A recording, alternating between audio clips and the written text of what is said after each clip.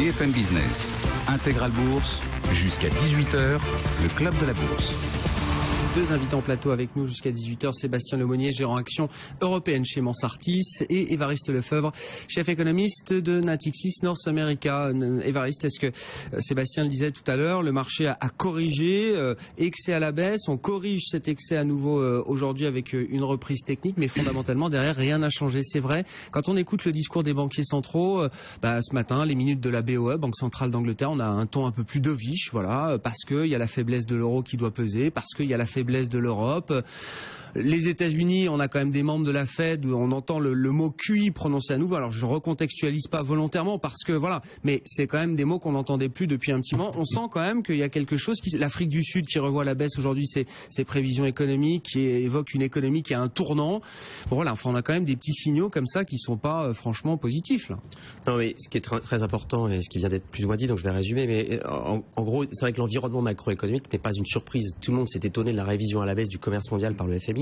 C'était un pur prétexte. Les ventes au détail aux États-Unis décevantes, c'était aussi un prétexte pour vendre dans un contexte un peu nerveux. Ce qui est assez intéressant, c'est que Sabrina parlait à l'instant du VIX, de l'indice de la peur. L'indice de la peur, c'est très intéressant. Il a été corrélé à aucune variable macroéconomique ou quoi que ce soit. Le meilleur moyen d'expliquer son mouvement, c'est de voir le nombre de fois où Ebola a été suggéré sur Twitter. Et vous avez exactement la même courbe. C'est absolument magnifique et ça marche depuis quelques mois. Donc il y a eu des effets, il y a eu énormément de boucs émissaires qui ont été justifiés ce mouvement. Ce qui le justifie et qui explique que c'était relativement sain comme mouvement, c'est que vous aviez des primes de risque qui avaient atteint des niveaux qui étaient un peu, pas insoutenables, absolument pas, mais qui s'étaient fortement rétrécis sur le marché du high yield, donc des actifs à haut rendement, des obligations d'entreprise à haut rendement, sur aussi le marché actions. Et donc on a eu quelque chose de relativement sain dans un contexte. Les excès sont corrigés aujourd'hui, c'est purgé. C'est-à-dire si vous avez quand même plus de 200 BP de hausse sur le high yield, c'était quand même assez significatif. Vous l'avez vu. Je dis pas que c'est corrigé, mais la prime de risque sur le marché actions, en tout cas, et le niveau du VIX, était difficilement compatible avec les niveaux macro, l'orientation macroéconomique. Donc ça, c'est la première chose. Après, pareil, les banques centrales en ce moment sont en train de réviser, de réajuster un petit peu le tir. Il y a deux façons de le faire. Ce qui est assez intéressant, c'est que ça se passe surtout en Angleterre et aux États-Unis. Et ces deux économies ont quelque chose en commun, c'est que cycliquement, elles ont l'air de plutôt bien se porter.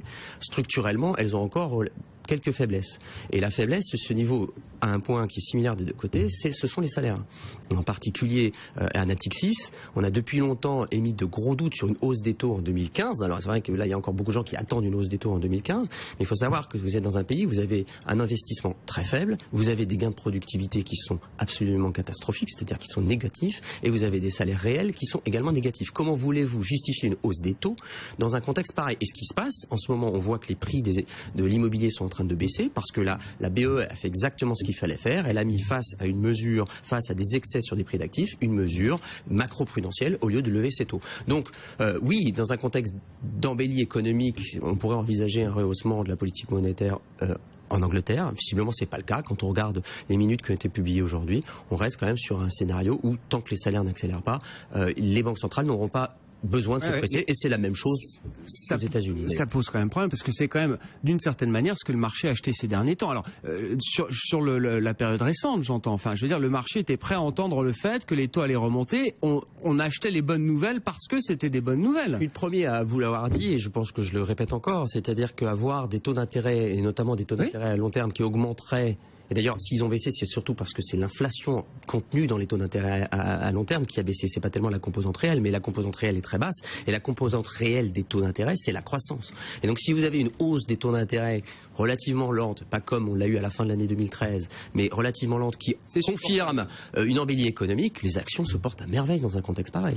Que disent les entreprises, Sébastien? On a les publications là qui montent en puissance. Alors, il y a les États-Unis, mais vous suivez particulièrement l'Europe. Est-ce que le discours est aussi négatif peut-être que l'ambiance générale ou l'ambiance de marché qu'on a pu avoir ces dernières séances, ou est-ce que finalement les entreprises elles continuent de faire du business, est-ce qu'elles sont positives là pour les quelques trimestres à venir? Alors il y a deux choses.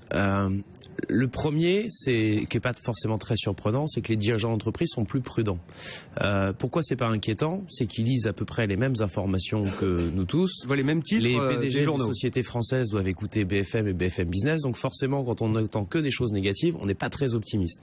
Là où c'est pas très grave, c'est qu'en général, quand un dirigeant d'entreprise est très optimiste, c'est aussi un peu son rôle quand il rencontre les investisseurs. Il va jamais dire que sa société est une mauvaise société. Quand ils font preuve de beaucoup d'optimisme, en général, c'est souvent un bon moment pour sortir, parce que c'est là où ils vont commencer à faire des bécis en termes d'investissement. Et à contrario, quand ils deviennent plus raisonnables, c'est souvent boursièrement des bons moments pour investir. Souvent l'exemple que je sors, Lafarge 2007, quand ils font l'acquisition d'Orascom, ils ont soi-disant une visibilité sur les 3 prochaines années incroyable. Meilleur moment pour vendre le titre. Et puis quand quelques trimestres après, ils ont une visibilité qui est maximum de 15 jours, meilleur moment pour acheter le titre. Donc ce discours, il faut s'en méfier. Ce que je vois en revanche sur les résultats des sociétés, c'est on n'a pas de mauvaise surprise en Europe. Aux États-Unis, on n'a qu'un tiers, je crois, qui a publié, mais on a déjà 70% des sociétés qui ont fait mieux. En Europe, sur les premiers résultats, on a très peu de grosses surprises. Quand les sociétés publient en ligne, les titres ont tendance à monter. Et il y a beaucoup de sociétés qui publient en ligne. Après, il y a quelques écarts où les mid-cap qui ont été fortement sanctionnés depuis l'été, beaucoup plus fortement d'ailleurs que les large-cap. On a quand même des sociétés de très bonne qualité qui ont pu perdre 30, 35, 40% par rapport à leur point haut. Quand elles communiquent des résultats qui sont en ligne, c'est le cas à peu près de Peugeot aujourd'hui, de Valeo encore aujourd'hui, de Plasticomium que j'ai en portefeuille, que j'avais justement rentré pendant cet été quand le titre a été fortement sanctionné. C'est les titres qui sont en train de fortement remonter aussi, parce qu'il y a eu, à mon sens, des aberrations. Donc j'ai l'impression qu'on a un marché qui justement avait peut-être pricé des choses un peu trop catastrophiques sur des mid-cap ou sur des valeurs cycliques, à contrario de large-cap dits défensives. Nestlé a publié la semaine dernière, c'était pas terrible, mais c'était pas non plus catastrophique, parce qu'on n'a jamais de grosses surprises. Combien, rappelez-nous? Le titre fait rien, en tout cas, a pas vraiment profité du rebond, a dû perdre 2-3% dans la séance de sa publication. Aujourd'hui, vous avez une valeur en Angleterre, British American Tobacco, c'est pareil, on fait -4. On a en Hollande, on a Heineken aujourd'hui qui publie. Donc ça y est, c'est le switch défensif cyclique. Non, parce que c'est jamais aussi simple que ça. Heureusement, je pourrais l'espérer, parce que moi j'ai un gros biais aujourd'hui construction et automobile, parce que je trouve qu'il y a des vraies aberrations de valorisation. Maintenant, ça va pas non plus être linéaire, et heureusement, parce que c'est pas forcément rationnel. Mais ce que je disais tout à l'heure, il y a des écarts de valorisation où quand vous avez une société comme Imerys qui est de très bonne qualité, qui est pas si lié à la construction qui se paye que 9 fois le résultat opérationnel, et qu'à l'inverse vous avez un Nestlé qui est très bonne qualité mais qui croît pas non plus si vite que ça aujourd'hui, qui se paye 16 fois le résultat opérationnel. Il y a un écart qui fait que moi, en tant que stock picker, juste avec une approche de bon sens, oui, les deux sont de bonne qualité, mais il y a peut-être un écart de valo qui fait que j'ai peut-être moins de risque aujourd'hui à investir sur Imerys, avec un upside qui sera peut-être plus important, à contrario de Nestlé. Voilà, c'est juste du bon sens. Et le marché, quand on sort de phase de panique, comme à contrario parfois de phase d'excès, se normalise, mais ça va être encore volatile parce qu'on peut avoir Ebola à tout moment ou autre chose. Bon, on se raccroche aux résultats d'entreprise. Les nouvelles sont plutôt correctes de ce côté-là. On s'est raccroché aussi aux banquiers centraux. Enfin, il y a eu une communication des banques centrales depuis les séances de panique qu'on a eues la semaine dernière qui a été quand même assez impressionnante, notamment de la BCE avec le dernier ballon d'essai, j'appelle ça volontairement un ballon d'essai, sur le rachat des obligations d'entreprise. C'est une vraie bonne idée, fausse bonne idée, Évariste? C'est une vraie bonne rumeur déjà. C'est une vraie bonne rumeur, on est d'accord. C'est pas encore confirmé. Ce qui est surprenant, alors effectivement, ça c'est probablement ça aide un petit peu le marché, ça rassure peut-être un petit peu, mais la question sous-jacente, c'est pourquoi ne pas avoir fait dès le début une sorte de package dans lequel on aurait eu effectivement les ABS et les obligations d'entreprise.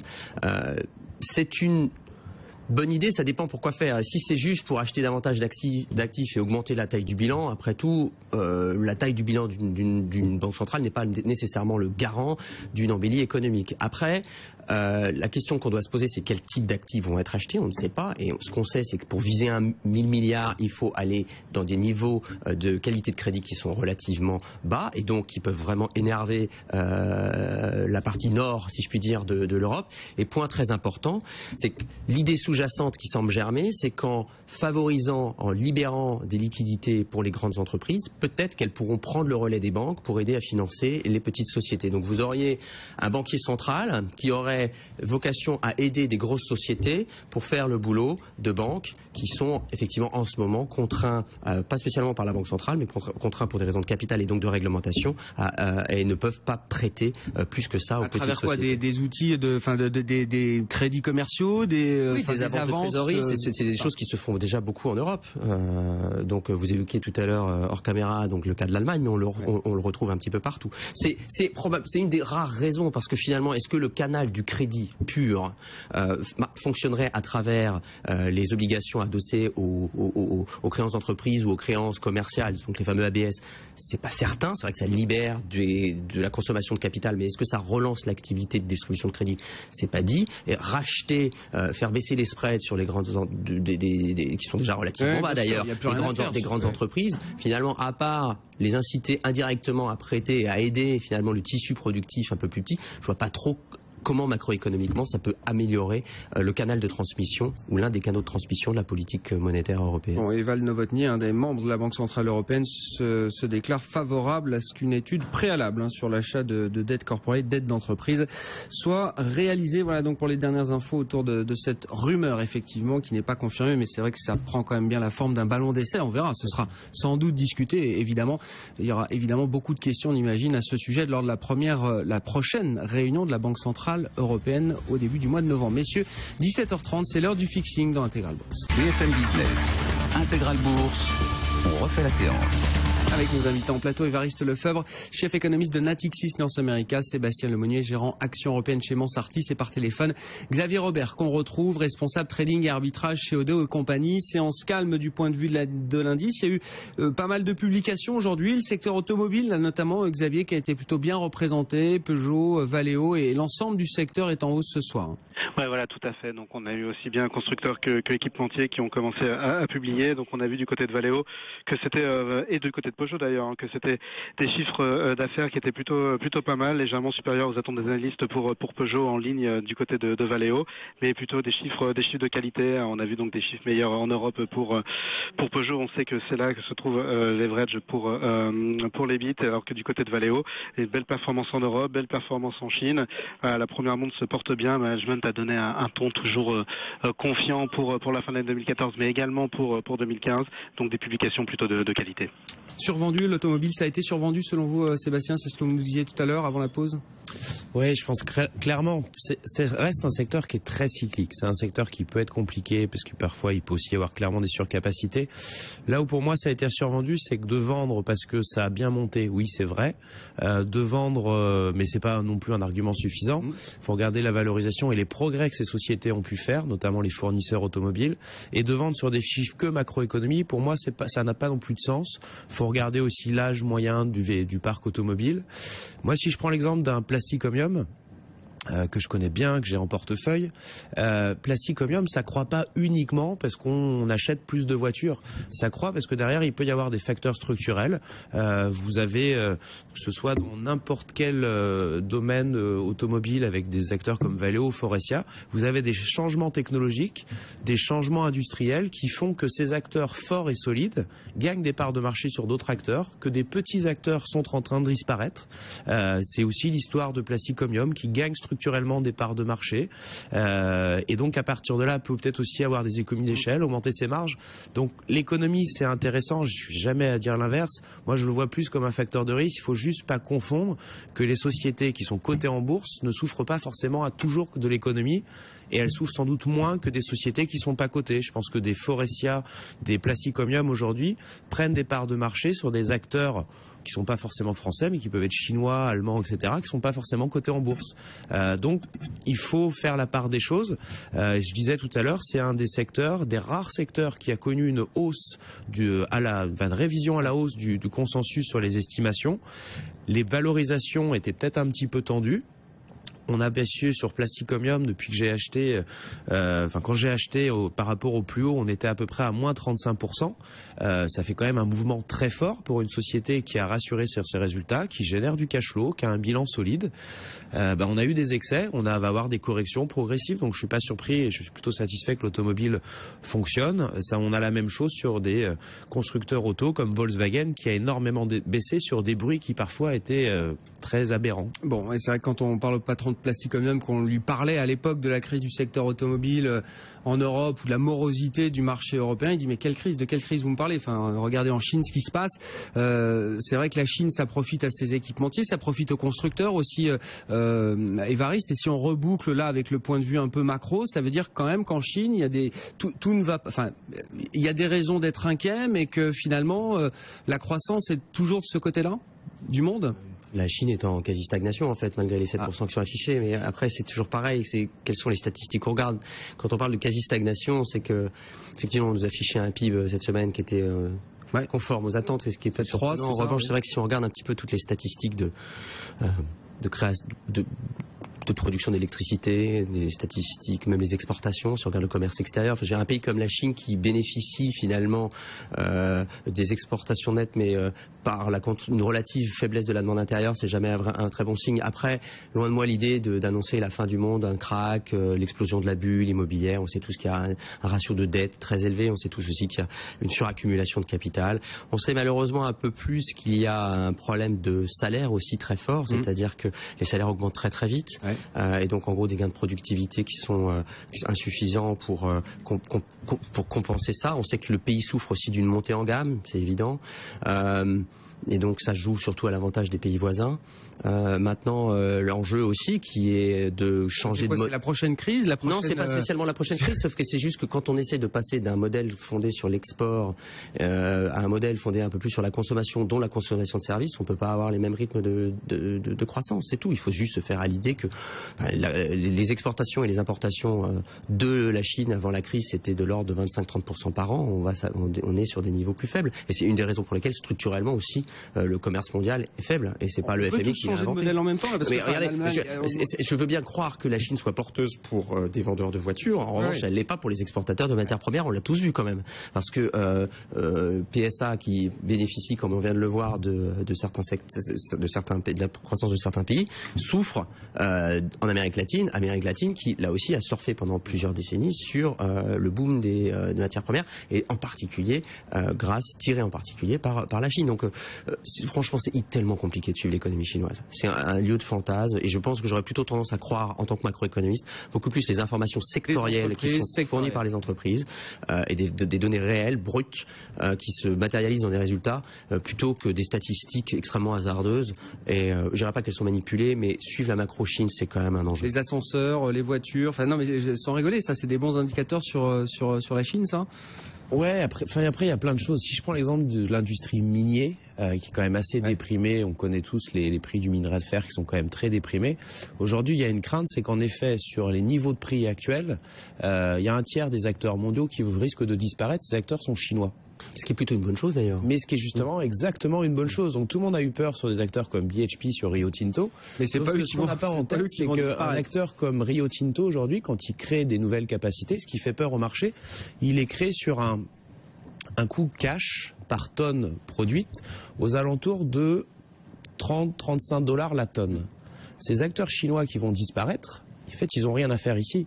Ils ont des coûts cash qui sont aux alentours de 90-110 $ la tonne. Donc un écart de compétitivité qui est tel que dans un marché très euphorique, trop euphorique, ces acteurs sont rentrés, mais ils sont totalement inefficients, et donc quand on revient dans un marché normalisé, ces acteurs vont disparaître. Alors c'est peut-être un peu compliqué boursièrement pour des BHP, des Rio Tinto, mais ces acteurs qui aujourd'hui gagnent des parts de marché, améliorent leur productivité et deviennent des machines à cash, comme l'ont été, à mon sens, c'est un peu l'investissement que je fais. Tout le monde a eu un fort engouement sur les majors pétrolières en disant ils vont redevenir rationnels sur les capex, ils vont redistribuer le cash. Je suis quasi convaincu que sur des acteurs comme Rio Tinto, c'est ce qui va se passer, et que je ne serais pas surpris que si Rio Tinto annonce un programme de rachat d'actions très important d'ici la fin de l'année. Un mot du titre BIC aussi, là, qui a animé cette séance, Xavier, si on vous retrouve du côté d'Odo et compagnie, moins 8% pour BIC. Bon, toutes les valeurs au profil défensif étaient quand même plutôt vendues aujourd'hui. aujourd'hui, BIC a été plus vendue que les autres encore.